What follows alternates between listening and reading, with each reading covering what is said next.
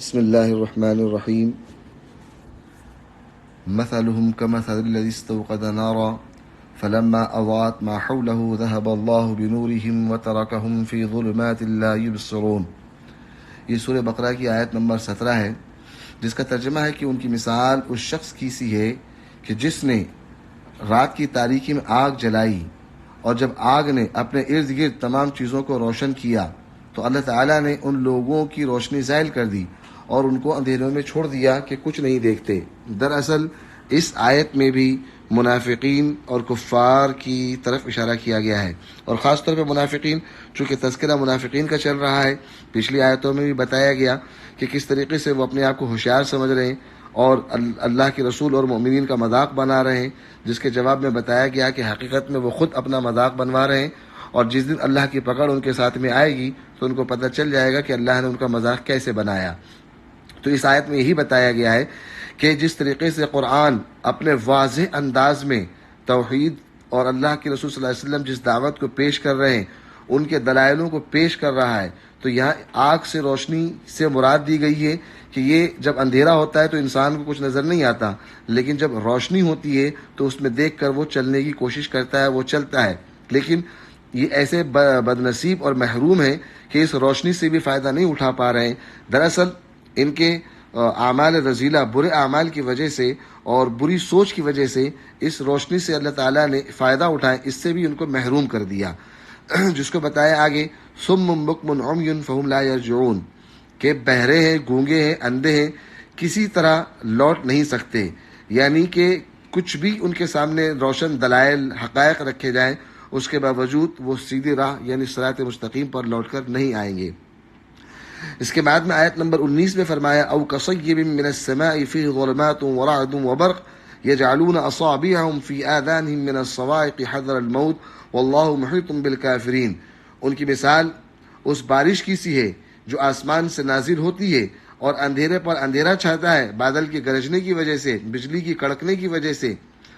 تب یہ لوگ موت کے خوف سے اپنے کانوں میں انگلیاں ڈال لیتے ہیں،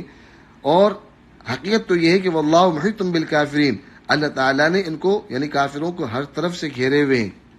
یہاں پر یہ ہے کہ جب ان کے سامنے اللہ کے رسول صلی اللہ علیہ وسلم اللہ کی وحدانیت اور احکام اور ارکان اسلام کے بارے میں بتاتے،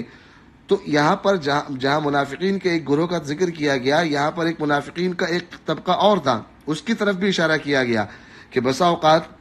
وہ احکام اسلام کو سن کر، توحید اور وحدانیت کو سن کر ان کا دل اسلام کی طرف مائل ہوتا، لیکن جو ہی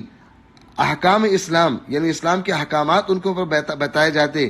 تو ان کو پتہ چلتا ہے کہ یہ چیز ان کے نفس کے خواہش کے مطابق نہیں ہے، اس وجہ سے وہ پیچھے آ جاتے۔ تو یہ فرمایا کہ ایسی چیزوں کو دیکھ کر وہ پیچھے آتے ہیں، مانو ایسے ہے کہ وہ بادل کے گرجنے کی وجہ سے جب انگلیاں اپنے کانوں میں ڈال دیتے ہیں۔